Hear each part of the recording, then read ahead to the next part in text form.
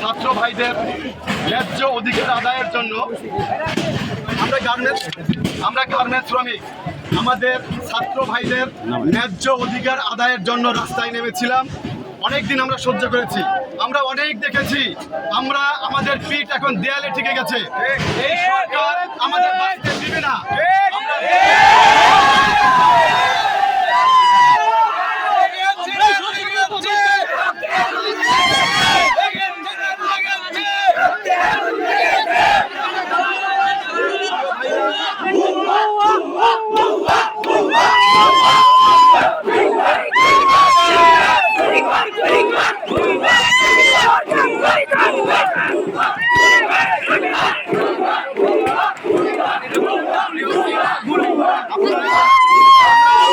আমরা গার্মেন্টস শ্রমিক, আমরা কোনো দলের নই, শুধুমাত্র দেশের সাথে দেশের সাথে আমাদের লড়াই চলবে। আমরা পোশাক শ্রমিক, আমরা খেটে খাওয়া মানুষ। বাংলাদেশের সিংহভাগ রেমিটেন্স আমাদের শ্রমের মাধ্যমে কিন্তু এই দেশে আছে।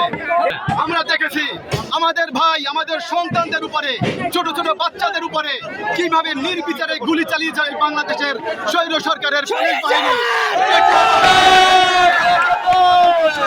আমাদের ছাত্র ভাইদের পাশে দাঁড়িয়েছি। দেশ থেকে এই স্বৈরাচারী সরকারের পতন না হওয়া পর্যন্ত আমরা